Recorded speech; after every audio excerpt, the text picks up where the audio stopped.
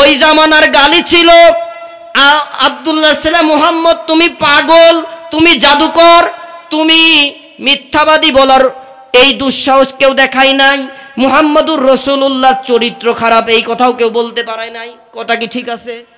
আর এই জামানার জাতীয় গালি, এই নাইবে রাসূল যাদের বিষয়ে আল্লাহ তাআলা বললেন ইন্নাল উলামা ওয়ারাসাতুল আম্বিয়া, আমার উত্তরসূরি ওলামা একরাম হলো আমার উত্তরসূরি, তাদেরকে স্বৈরাচারের গোষ্ঠীরা শুধু গালি দেয়নি, এই বর্তমান সালের গালিগুলা ছিল নব্য যুগের কাফেরদের গালি। নব্য রাজাকার, কথা কম, শুধু রাজাকার বলে শেষ করেনি, তাদেরকে ধর্ষণকারী বানিয়েছে।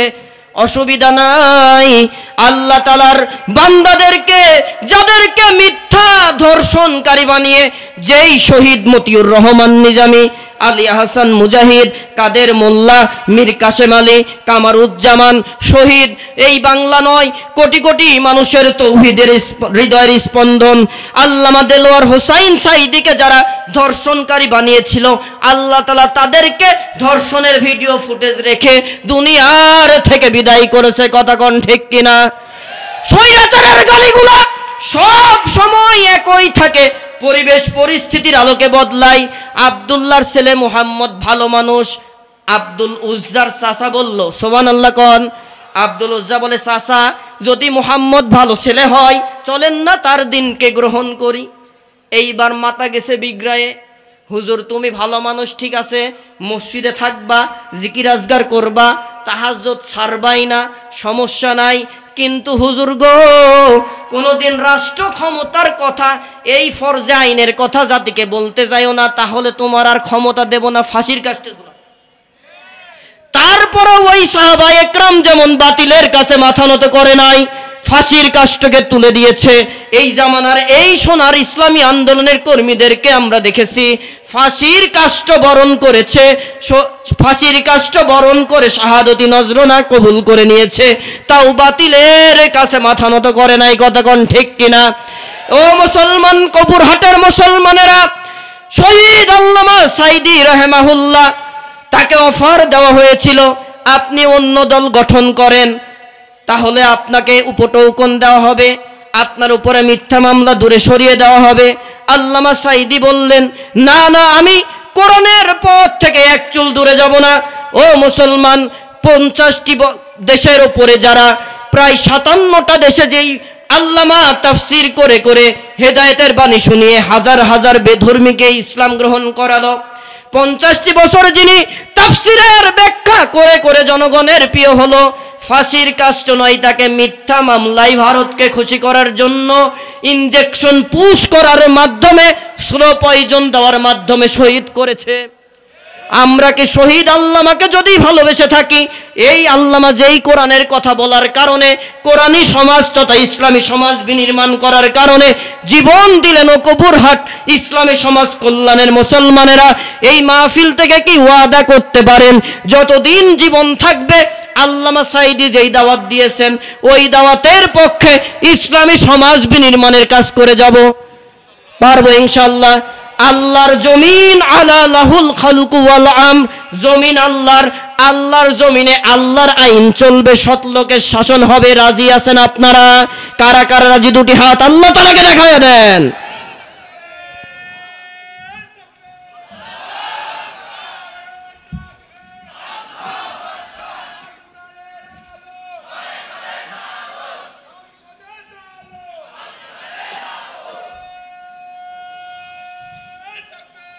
আলহামদুলিল্লাহ। ভাই, আল কোরআনের আলো শুধু ঘরে জ্বালায়েন না, ঘরে বহুত জ্বালাইছেন, 54 বছরে এইটা আপনার দল পর্যন্ত জাতি পারেনি। এখন থেকে সংসদে জ্বালান, তাহলে অটোমেটিকলি ঘরে জ্বলতে বাধ্য। এই নামাজের আইন যখন সংসদে প্রতিষ্ঠিত হবে, কসম করে বলি আল্লাহর কোরআন হাতে নিয়ে, ও কপুরহাটের মুসলমান, যেই দিন সংসদের বিল পাস হবে, আজান দিলে সুস্থ সাবালক ইমানদারেরা জামাতে গিয়ে নামাজ আদায় করবে, আর যদি নামাজ আদায় না করে তাকে 5টি বেত্রাঘাত দৌড়া মারা হবে, অজু ছাড়া মসজিদে ঢুকবে, অজু ছাড়া মসজিদে ঢুকবে। জি, কথা ঠিক আছে ভাই? আর আপনি ঘরে ঘরে জ্বালাবেন, আসল জায়গায় জ্বালাবেন না, জীবনেও কাম হবে না। সম্মানিত উপস্থিতি, আব্দুল উজ্জা বলেন, চাচা তাহলে মুহাম্মাদুর রাসূলুল্লাহর পক্ষে আমরা চলে যাই। বলে না না, যাওয়া যাবে না। আব্দুল উজ্জা বলেন, আমি এইভাবে থাকতে পারবো না। ওগো চাচা, আব্দুল্লাহর ছেলে মুহাম্মদ বড়ই চমৎকার কথা বলে আমার হৃদয়ে লেগেছে, আমি আর আপনার মতের সাথে থাকবো না, আব্দুল্লাহর ছেলে মুহাম্মাদুর রাসূলুল্লাহর পক্ষে চলে যাব। সুবহানাল্লাহ কোন। চাচা বলে, ভাতিজা হুশ করে যাও, যদি তুমি মুহাম্মদের দলে যাও, মাইকের আওয়াজ আর একটু ফ্রি করতে হবে, গলায় চাপ লাগে। ও ভাতিজা, তুমি যদি মুহাম্মাদুর রাসূলুল্লাহর দলে যাও, আমার সম্পদ থেকে বঞ্চিত করা হবে। আব্দুল উজ্জা বলে, চাচা কি কন, সব করতে রাজি। সুবহানাল্লাহ জোরে কন, আর একটু জোরে বলেন। আব্দুল উজ্জাকে ঠেকানোর জন্য কাফের চাচা বলে, শুধু তোমাকে আমার সম্পদ থেকে দূরে সরাবো না। ও ভাতিজা, যদি এখনই চলে যাও, তোমার পণ্যে যেই কাপড় আছে কাপড়টা রেখে যেতে হবে। আব্দুল উজ্জা বলেন, চাচা কি মনে করলেন আমি এমন ব্যক্তির ভালোবাসায় পড়েছি, কাপড় কেন, প্রয়োজনে জীবন দিতে রাজি। আব্দুল্লাহর ছেলে মুহাম্মাদের আদর্শ মানতে, আদর্শ থেকে এক চুল দূরে যাব না। জোরে বলেন সুবহানাল্লাহ। ঠিক তাই করা হলো, কাপড় খুলে ফেললো, বাড়িতে মায়ের সামনে চলে আসলো। একজন সাবালক তরতাজা যুবককে মা দেখে চোখটা ঢেকে ফেললেন, বলেন, বাবা তোমার এই অবস্থা কেন? আব্দুল উজ্জা বলে, মা গো, আব্দুল্লাহর ছেলে মুহাম্মাদের পক্ষে থাকার কথা বলার কারণে আমার চাচা আমাকে বস্ত্রহীন করে দিল, সম্পদ থেকে দূরে সরিয়ে দিল। কয় আব্দুল উজ্জা বলে, তাহলে তুমি, আব্দুল উজ্জার কথা শুনে তার মা বলে, তুমি এখন আমার কাছে কি চাও? আব্দুল উজ্জা বলে, মা কিচ্ছু চাই না, আমি মুহাম্মাদুর রাসূলুল্লাহর দরবারে মদিনাতুল মুনাওয়ারায় চলে যাব, তুমি শুধু একটু কাপড় দাও যাতে আমি আব্দুল উজ্জা আমার সতরটাকে ঢেকতে পারি। সুবহানাল্লাহ কোন। একটা সেরা কম্বল ছিল, দিল আব্দুল উজ্জা, সেটা দিয়ে ঢেকে বহুদিন হেঁটে হেঁটে, পায়ে হেঁটে মদিনাতুল মুনাওয়ারায় মসজিদে নববীর সামনে চলে আসলো। সুবহানাল্লাহ, আর একটু জোরে ইমানদারের মতো বলেন সুবহানাল্লাহ। আব্দুল উজ্জা মসজিদে নববীর সামনে এসে বলেন, নবীজি নামাজ শেষ করে বের হয়ে দেখেন আউলা কেশে বাউলা বেশে একটা যুবক দাঁড়িয়ে আছে, উস্কো খুস্কো চেহারা, কয়েকদিনের অনাহারে থাকা, শুধু একটা কম্বল দিয়ে পাগলের মতো লাগে। বাবা তোমার নাম কি? কয় আমার নাম আব্দুল উজ্জা। কি চাও তুমি? কয় আব্দুল্লাহর ছেলে ও মুহাম্মদ, ও মুহাম্মাদুর রাসূলুল্লাহ, আপনার মতকে, আপনার দাওয়াতি ইসলামটাকে ভালো লেগেছে, যার কারণে আমি আব্দুল উজ্জা অতীব সম্পদশালী থাকার পরেও সম্পদকে তালাক দিয়েছি। আমার পর্নের কাপড়টাকে আমার চাচা নিয়ে নিয়েছে, তারপরেও রসুল আপনার পথ থেকে, মত থেকে দূরে যায় নাই, আপনার কাছে চলে এসেছি। আল্লাহর রসুল তখন ইসলামের দাওয়াত দিলেন না। আব্দুল উজ্জাকে বলে, ঠিক আছে, আসহাবে সুফা, আসহাবে সুফা বলা হতো যেই সকল ইমানদারেরা ইমান গ্রহণের পরে থাকার জায়গা থাকতো না, খাবারের জায়গা থাকতো না, মসজিদে নববীর বারান্দায় তাদেরকে থাকার ব্যবস্থা করা হতো। সুবহানাল্লাহ কোন। সেখানে তারা থাকতেন, যদি কেউ কিছু খেতে দিত তাহলে খাইতো, না হলে নবীজিকে দেখে দেখে ক্ষুধার জ্বালা মিটাতো। জোরে বলেন সুবহানাল্লাহ। আব্দুল উজ্জা ওখানে থাকলেন, থাকার পরে সাহাবা একরাম, তিনি দেখেন সাহাবা একরাম কোরআন তেলাওয়াত করে। তিনি রসুলকে বলেন, ইয়া রাসূলুল্লাহ, আপনার এই সাহাবীরা কি পড়ে? কয় এটা আল্লাহর নাজিলকৃত কোরআন তেলাওয়াত করে। সুবহানাল্লাহ। কোরআন তেলাওয়াত করা শুনলে মজা লাগে না কষ্ট লাগে? জি, যারা বললেন না বলেন হুজুর ওসব বই লাভ নাই, জীবনে কোরআনেই হাত দিনি, মজা কি আর স্বাদ কি বুঝবো, এই চিন্তা করছেন নাকি? ইমাম সাহেব সূরা ফাতিহা পড়ছে, আপনি 60 বছর ধরে শুনছেন, কোনোদিন কি বলেছেন হুজুর আর এই সাদা ভালো লাগে না, নতুন কোন সূরা তেলাওয়াত করেন? কথা কয় না কে, জোরে কোন, বলছেন নাকি? বরং যত তেলাওয়াত করে তত মজা লাগে। কথা কোন ঠিক কিনা? আব্দুল উজ্জা বলেন, ইয়া রাসূলুল্লাহ, আমিও কোরআন পড়তে চাই। রসুল বলেন, আব্দুল উজ্জা রে, এই কোরআন পড়তে গেলে ঈমান গ্রহণ করা লাগবে। কয় রসুল কি কোন, এতদিন বললেন না কেন? আমি ঈমান গ্রহণ করব, আপনার আদর্শ মেনে নেব, আপনার নেতৃত্ব মানে নেব, এই কারণেই তো সম্পদ সারি নাই, শুধু উলঙ্গ হয়ে মক্কা থেকে মদিনাতে আসছি। সুবহানাল্লাহ, আরেকটু জোরে। আরে ভাই, একবার আল্লাহর নেয়ামতের কথা শুনে সুবহানাল্লাহ বলবেন। এই জমিন থেকে 500 বছরের রাস্তা প্রথম আসমান পর্যন্ত সমস্ত ফাঁকা জায়গা জীবনের গোনা আল্লাহ মাফ করে দিয়ে পুরো ফাঁকা জায়গা নেকি দিয়ে ভরে দেবে। আব্দুল উজ্জা বলে ঠিক আছে রসুল আমাকে ঈমান গ্রহণ করিয়ে দেন। আল্লাহর নবী বলেন ঠিক আছে তুমি পড়ো, আমরাও পড়ি। আশহাদু আল্লা ইলাহা, কি পড়তে কষ্ট হবে? শাহাদাত আঙ্গুল উপরে তোলেন যেহেতু এটা শাহাদতি কালেমা। আশহাদু আল্লা ইলাহা ইল্লাল্লাহু ওয়াহদাহু লা শারীকা লাহু ওয়া আশহাদু আন্না মুহাম্মাদান আবদুহু ওয়া রাসূলুহু। পড়ুল্লাহ ভুল প্রকৃত ঈমানদার নাই। আল্লাহ রাব্বুল আলামিন বলেন এমন ঈমান আমি আল্লাহ গ্রহণ করব যে ঈমান সাহাবা একরাম নিয়েছে। ও দুনিয়ার মুসলমান দেখো না কেমন ঈমান। আব্দুল উজ্জা রাসূলুল্লাহর কথা শুনে বড় ভালো লাগে। আব্দুল উজ্জা তার কাফের চাচার কাছে গিয়ে বলল, ও আমার চাচা, আব্দুল্লাহর ছেলে মুহাম্মদ কেমন মানুষ? কাফের বলে ভালো মানুষ। সুবহানাল্লাহ কোন। ওই জামানার কাফেরেরা মুহাম্মদুর রাসূলুল্লাহকে ভালো মানুষ আল আমিন বলে স্বীকৃতি দিয়েছিল, আর এই জামানার কাফেরে কুফার এই ভালো মানুষদেরকে মিথ্যা রাজাকার আর ধর্ষণকারী উপাধি দিয়েছিল। কথা কোন ঠিক কিনা? ওই জামানার গালি ছিল আব্দুল্লাহর ছেলে মুহাম্মদ তুমি পাগল, তুমি জাদুকর, তুমি মিথ্যাবাদী বলার এই দুঃসাহস কেউ দেখায় নাই। মুহাম্মদুর রাসূলুল্লাহর চরিত্র খারাপ এই কথাও কেউ বলতে পারে নাই। কথা কি ঠিক আছে? আর এই জামানার জাতীয় গালি এই নায়েবে রাসূল যাদের বিষয়ে আল্লাহ তাআলা বললেন ইন্নাল উলামা ওয়ারাসাতুল আম্বিয়া, আমার উত্তরসূরি ওলামা একরাম হলো আমার উত্তরসূরি, তাদেরকে স্বৈরাচারের গোষ্ঠীরা শুধু গালি দেয়নি, এই বর্তমান সালের গালিগুলা ছিল নব্য যুগের কাফেরদের গালি, নব্য রাজাকার। কথা কন, শুধু রাজাকার বলে শেষ করেনি, তাদেরকে ধর্ষণকারী বানিয়েছে। অসুবিধা নাই, আল্লাহ তাআলার বান্দাদেরকে যাদেরকে মিথ্যা ধর্ষণকারী বানিয়ে যেই শহীদ মতিউর রহমান নিজামী, আলী হাসান মুজাহিদ, কাদের মোল্লা, মীর কাসেম আলী, কামারুজ্জামান শহীদ, এই বাংলা নয় কোটি কোটি মানুষের তৌহিদের হৃদয়ের স্পন্দন আল্লামা দেলোয়ার হোসাইন সাঈদীকে যারা ধর্ষণকারী বানিয়েছিল, আল্লাহ তাআলা তাদেরকে ধর্ষণের ভিডিও ফুটেজ রেখে দুনিয়ার থেকে বিদায় করেছে। কথা কোন ঠিক কিনা? স্বৈরাচারের গালিগুলো সব সময় একই থাকে, পরিবেশ পরিস্থিতির আলোকে বদলাই। আব্দুল্লাহর ছেলে মুহাম্মদ ভালো মানুষ। আব্দুল উজ্জার চাচা বলল, সুবহানাল্লাহ কোন। আব্দুল উজ্জা বলে, চাচা যদি মুহাম্মদ ভালো ছেলে হয় চলেন না তার দিনকে গ্রহণ করি।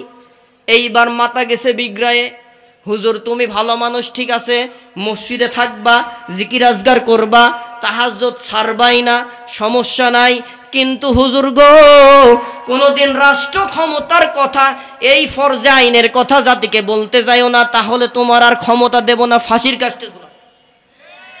তারপরে ওই সাহাবা একরাম যেমন বাতিলের কাছে মাথা নত করে নাই, ফাঁসির কাস্টকে তুলে দিয়েছে। এই জামানার এই সোনার ইসলামী আন্দোলনের কর্মীদেরকে আমরা দেখেছি ফাঁসির কাষ্ট বরণ করেছে, ফাঁসির কাষ্ট বরণ করে শাহাদতি নজরানা কবুল করে নিয়েছে, তাও বাতিলের কাছে মাথা নত করে নাই। কথা কোন ঠিক কিনা?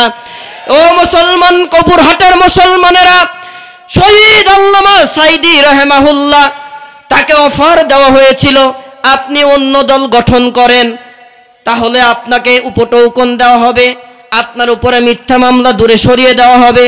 আল্লামা সাঈদী বললেন, না না, আমি কোরআনের পথ থেকে এক চুল দূরে যাব না। ও মুসলমান, 50টি দেশের উপরে যারা প্রায় 57টা দেশে যেই আল্লামা তাফসির করে করে হেদায়েতের বাণী শুনিয়ে হাজার হাজার বেধর্মীকে ইসলাম গ্রহণ করালো, 50টি বছর যিনি তাফসিরের ব্যাখ্যা করে করে জনগণের প্রিয় হলো, ফাঁসির কাষ্ট নয়, তাকে মিথ্যা মামলায় ভারতকে খুশি করার জন্য ইনজেকশন পুশ করার মাধ্যমে, স্লো পয়জন দেওয়ার মাধ্যমে শহীদ করেছে। আমরা কি শহীদ আল্লামাকে যদি ভালোবেসে থাকি, এই আল্লামা যেই কোরআনের কথা বলার কারণে, কোরআনী সমাজ তথা ইসলামী সমাজ বিনির্মাণ করার কারণে জীবন দিলেন ও কবুরহাট ইসলামী সমাজ কল্যাণের মুসলমানেরা এই মাহফিল থেকে কি ওয়াদা করতে পারেন যতদিন জীবন থাকবে আল্লামা সাঈদী যেই দাওয়াত দিয়েছেন ওই দাওয়াতের পক্ষে ইসলামী সমাজ বিনির্মাণের কাজ করে যাব? পারবো ইনশাআল্লাহ। আল্লাহর জমিন আলা লাহুল খালকু ওয়াল আমর, জমিন আল্লাহর, আল্লাহর জমিনে আল্লাহর আইন চলবে, সৎ লোকের শাসন হবে। রাজি আছেন আপনারা? কারা কারা রাজি? দুটি হাত আল্লাহ তাআলাকে দেখায় দেন।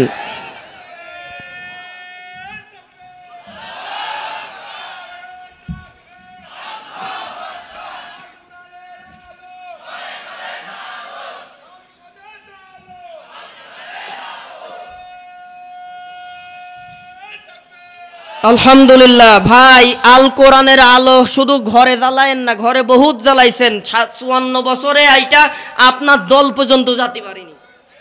এখন থেকে সংসদে জ্বালান, তাহলে অটোমেটিকলি ঘরে জ্বলতে বাধ্য। এই নামাজের আইন যখন সংসদে প্রতিষ্ঠিত হবে, কসম করে বলি আল্লাহর কোরআন হাতে নিয়ে, ও কবুরহাটের মুসলমান, যেই দিন সংসদের বিল পাস হবে, আজান দিলে সুস্থ সাবালক ইমানদারেরা জামাতে গিয়ে নামাজ আদায় করবে। আর যদি নামাজ আদায় না করে, তাকে 5টি বেত্রাঘাত দৌড়া মারা হবে। অজু ছাড়া মসজিদে ঢুকবে, অজু ছাড়া মসজিদে ঢুকবে। জি, কথা ঠিক আছে ভাই? আর আপনি ঘরে ঘরে জ্বালাবেন, আসল জায়গায় জ্বালাবেন না, জীবনেও কাম হবে না। সম্মানিত উপস্থিতি, আব্দুল উজ্জা বলেন, চাচা তাহলে মুহাম্মাদুর রাসূলুল্লাহর পক্ষে আমরা চলে যাই। বলে, না না, যাওয়া যাবে না। আব্দুল উজ্জা বলেন, আমি এইভাবে থাকতে পারবো না। ওগো চাচা, আব্দুল্লাহর ছেলে মুহাম্মদ বড়ই চমৎকার কথা বলে আমার হৃদয়ে লেগেছে, আমি আর আপনার মতের সাথে থাকবো না, আব্দুল্লাহর ছেলে মুহাম্মাদুর রাসূলুল্লাহর পক্ষে চলে যাব। সুবহানাল্লাহ কোন? চাচা বলে, ভাতিজা হুশ করে যাইও, যদি তুমি মুহাম্মদের দলে যাও, মাইকের আওয়াজ আর একটু ফ্রি করতে হবে, গলায় চাপ লাগে। ও ভাতিজা, তুমি যদি মুহাম্মাদুর রাসূলুল্লাহর দলে যাও, আমার সম্পদ থেকে বঞ্চিত করা হবে। আব্দুল উজ্জা বলে, চাচা কি কন? সব করতে রাজি। সুবহানাল্লাহ জোরে কন, আর একটু জোরে বলেন। আব্দুল উজ্জাকে ঠেকানোর জন্য কাফের চাচা বলে, শুধু তোমাকে আমার সম্পদ থেকে দূরে সরাবো না। ও ভাতিজা, যদি এখনই চলে যাও, তোমার পরনে যেই কাপড় আছে, কাপড়টা রেখে যেতে হবে। আব্দুল উজ্জা বলেন, চাচা কি মনে করলেন আমি এমন ব্যক্তির ভালোবাসায় পড়েছি, কাপড় কেন, প্রয়োজনে জীবন দিতে রাজি। আব্দুল্লাহর ছেলে মুহাম্মাদের আদর্শ মানতে, আদর্শ থেকে এক চুল দূরে যাব না। জোরে বলেন সুবহানাল্লাহ। ঠিক তাই করা হলো। কাপড় খুলে ফেললো, বাড়িতে মায়ের সামনে চলে আসলো। একজন সাবালক তরতাজা যুবককে মা দেখে চোখটা ঢেকে ফেললেন। বলেন, বাবা তোমার এই অবস্থা কেন? আব্দুল উজ্জা বলে, মা গো, আব্দুল্লাহর ছেলে মুহাম্মাদের পক্ষে থাকার কথা বলার কারণে আমার চাচা আমাকে বস্ত্রহীন করে দিল, সম্পদ থেকে দূরে সরিয়ে দিল। কয় আব্দুল উজ্জা বলে, তাহলে তুমি? আব্দুল উজ্জার কথা শুনে তার মা বলে, তুমি এখন আমার কাছে কি চাও? আব্দুল উজ্জা বলে, মা কিচ্ছু চাই না, আমি মুহাম্মাদুর রাসূলুল্লাহর দরবারে মদিনাতুল মুনাওয়ারায় চলে যাব। তুমি শুধু একটু কাপড় দাও, যাতে আমি আব্দুল উজ্জা আমার সতরটাকে ঢেকতে পারি। সুবহানাল্লাহ কোন? একটা সেরা কম্বল ছিল, দিল। আব্দুল উজ্জা সেটা দিয়ে ঢেকে বহুদিন হেঁটে হেঁটে, পায়ে হেঁটে মদিনাতুল মুনাওয়ারায় মসজিদে নববীর সামনে চলে আসলো। সুবহানাল্লাহ, আর একটু জোরে ইমানদারের মতো বলেন সুবহানাল্লাহ। আব্দুল উজ্জা মসজিদে নববীর সামনে এসে বলেন, নবীজি নামাজ শেষ করে বের হয়ে দেখেন আউলা কেশে বাউলা বেশে একটা যুবক দাঁড়িয়ে আছে, উস্কো খুস্কো চেহারা, কয়েকদিনের অনাহারে থাকা, শুধু একটা কম্বল দিয়ে পাগলের মতো লাগে। বাবা তোমার নাম কি? কয় আমার নাম আব্দুল উজ্জা। কি চাও তুমি? কয় আব্দুল্লাহর ছেলে ও মুহাম্মদ, ও মুহাম্মাদুর রাসূলুল্লাহ, আপনার মতকে, আপনার দাওয়াতি ইসলামটাকে ভালো লেগেছে, যার কারণে আমি আব্দুল উজ্জা অতীব সম্পদশালী থাকার পরেও সম্পদকে তালাক দিয়েছি। আমার পরনের কাপড়টাকে আমার চাচা নিয়ে নিয়েছে, তারপরেও রসুল আপনার পথ থেকে, মত থেকে দূরে যায় নাই, আপনার কাছে চলে এসেছি। আল্লাহর রসুল তখন ইসলামের দাওয়াত দিলেন না। আব্দুল উজ্জাকে বলে, ঠিক আছে, আসহাবে সুফা, আসহাবে সুফা বলা হতো যেই সকল ইমানদারেরা ঈমান গ্রহণের পরে থাকার জায়গা থাকতো না, খাবারের জায়গা থাকতো না। মসজিদে নববীর বারান্দায় তাদেরকে থাকার ব্যবস্থা করা হতো, সুবহানাল্লাহ কোন। সেখানে তারা থাকতেন, যদি কেউ কিছু খেতে দিত তাহলে খাইতো, না হলে নবীজিকে দেখে দেখে ক্ষুধার জ্বালা মিটাতো। জোরে বলেন সুবহানাল্লাহ। আব্দুল উজ্জা ওখানে থাকলেন। থাকার পরে সাহাবা একরাম, তিনি দেখেন সাহাবা একরাম কোরআন তেলাওয়াত করে। তিনি রসুলকে বলেন, ইয়া রাসূলুল্লাহ, আপনার এই সাহাবীরা কি পড়ে? কয়, এটা আল্লাহর নাজিলকৃত কোরআন তেলাওয়াত করে। সুবহানাল্লাহ। কোরআন তেলাওয়াত করা শুনলে মজা লাগে না কষ্ট লাগে? জি, যারা বললেন না বলেন, হুজুর ওসব বই লাভ নাই, জীবনে কোরআনেই হাত দিনি, মজা কি আর স্বাদ কি বুঝবো? এই চিন্তা করছেন নাকি? ইমাম সাহেব সূরা ফাতিহা পড়ছে, আপনি 60 বছর ধরে শুনছেন, কোনোদিন কি বলেছেন হুজুর আর এই সাদা ভালো লাগে না, নতুন কোন সূরা তেলাওয়াত করেন? কথা কয় না, জোরে কোন বলছেন নাকি? বরং যত তেলাওয়াত করে তত মজা লাগে। কথা কোন ঠিক কিনা? আব্দুল উজ্জা বলেন, ইয়া রাসূলুল্লাহ, আমিও কোরআন পড়তে চাই। রসুল বলেন, আব্দুল উজ্জা রে, এই কোরআন পড়তে গেলে ঈমান গ্রহণ করা লাগবে। কই রসুল কি কোন, এতদিন বললেন না কেন? আমি ঈমান গ্রহণ করব, আপনার আদর্শ মেনে নেব, আপনার নেতৃত্ব মানে নেব। এই কারণেই তো সম্পদ সারি নাই, শুধু উলঙ্গ হয়ে মক্কা থেকে মদিনাতে আসছি। সুবহানাল্লাহ। আরেকটু জোরে। আরে ভাই, একবার আল্লাহর নেয়ামতের কথা শুনে সুবহানাল্লাহ বলবেন। এই জমিন থেকে 500 বছরের রাস্তা, প্রথম আসমান পর্যন্ত সমস্ত ফাঁকা জায়গা, জীবনের গুনাহ আল্লাহ মাফ করে দিয়ে পুরো ফাঁকা জায়গা নেকি দিয়ে ভরে দেবে। আব্দুল উজ্জা বলে, ঠিক আছে রসুল, আমাকে ঈমান গ্রহণ করিয়ে দেন। আল্লাহর নবী বলেন, ঠিক আছে তুমি পড়ো, আমরাও পড়ি। আশহাদু আল্লা ইলাহা, কি পড়তে কষ্ট হবে? শাহাদাত আঙ্গুল উপরে তোলেন, যেহেতু এটা শাহাদতি কালেমা। আশহাদু আল্লা ইলাহা ইল্লাল্লাহু ওয়াহদাহু লা শারীকা লাহু ওয়া আশহাদু আন্না মুহাম্মাদান আবদুহু ওয়া রাসূলুহু।